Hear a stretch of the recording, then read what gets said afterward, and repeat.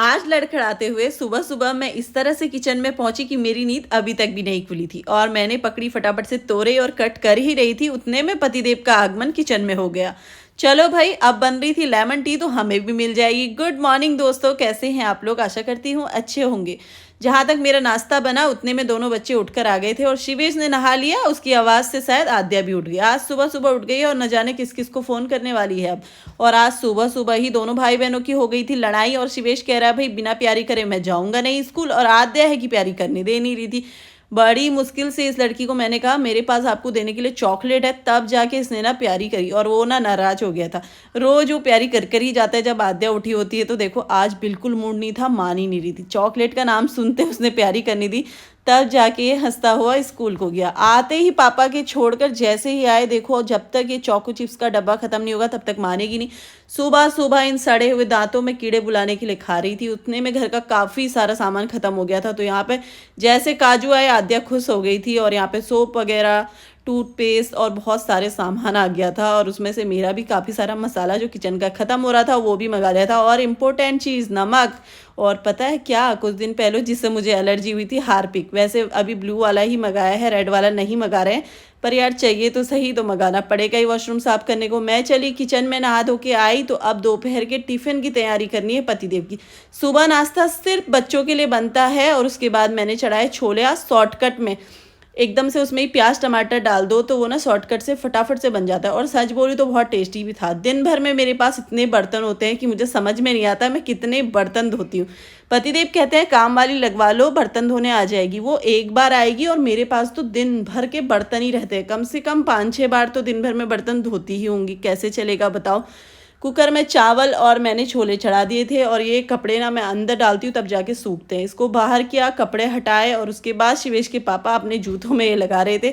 आद्या भी नहाकर आ गई थी अपने पापा के साथ और मैं यहाँ कपड़े फोल्ड करूँ, आद्या चुपचाप नहीं बैठ सकती भाई, वो पूरी मेरी हेल्प करती है। छोटे छोटे कपड़े लेके लपेटने लग जाती है। यहीं पे अगर बेटे होते हैं ना वो लोग कभी हेल्प नहीं करते। तो यहाँ पर मेरा खाना भी रेडी हो गया था। पतिदेव कहने लगे थे मुझे देर हो रही है, देर हो रही है। मैंने टिफ़िन पैक किया और आद्या आगे का काम करने चली गई। देखो पापा को टिफ़िन दे दिया और डांस भी कर रही है। पतिदेव भी रेडी हो गए थे, टाइम से आजकल चले जा रहे हैं। हफ्ते में 3 दिन ऑफिस हो गया, 5 दिन जब होगा फिर तो और ही भूचाल सा आ जाएगा, पर ऑफिस तो जाना ही है। फिलहाल धीरे धीरे करके कोरोना अभी तक देखो तब से ना बंद था, ऑफिस तो चल रहा था काम।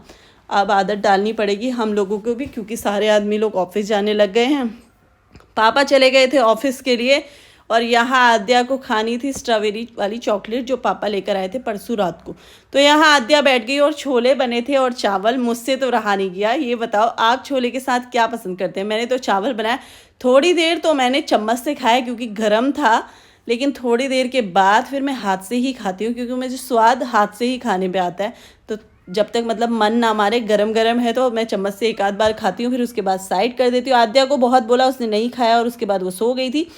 2 बज गया था, 2:20 में मैं जाती हूँ शिवेश को लेने के लिए। फिर मैंने आद्या को उठाया क्योंकि उसको सुलाना ज़रूरी है, नहीं तो अगर पहले नहीं सुलाऊंगी तो फिर वो जाते टाइम सो जाएगी, फिर वो और प्रॉब्लम हो जाती है।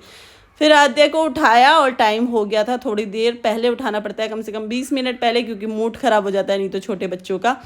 आद्या को इस तरह से पकड़ा, फिर उसके बाद दोनों माँ बेटी हम निकल गए। और आद्या ने आज देखो फ्लावर वाली फ्रॉक पहनी ना। बाहर जाके मैंने एक पेड़ देखा जो बादाम का है, आई थिंक, मैंने तो सुना है बादाम का ही है, आई थिंक बादाम का ही होगा। तो उसके पत्ते देखो एकदम इतने अच्छे लग रहे थे और हवा चल रही थी, यूँ हिल रहे थे। और आद्या की फ्रॉक भी उसी तरह से लग रही थी। फिर आजकल हम दोपहर में नहीं सो रहे तो शिवेश बहुत देर खेला और 4:30 बजा था। मैंने कहा स्कूल का काम करो, लेकिन यहाँ बैठे बैठे मुझे नींद आ रही थी। शाम को शिवेश को ट्यूशन से लाए और आज प्रॉमिस किया था कि बाहर लेके जाऊंगी क्योंकि स्केटिंग क्लास नहीं थी। तो फिर रात को 7 बजे 6:30 बजे मैं लेकर गई थी। यहाँ जैसे ही देखो वहाँ आरती चल रही थी ना, डांडिया वगैरह में माता रानी बिठा रखी है, तो आद्या यहीं हाथ जोड़ी थी। घर आई तो शिवेश के फ्रेंड का फ़ोन आ गया और आज सुबह से बच्चे मुझे परेशान कर रहे थे कि हमें मैगी खानी है। वो छोले की खुशबू पता नहीं कैसे इन्हें मैगी जैसी लग रही थी।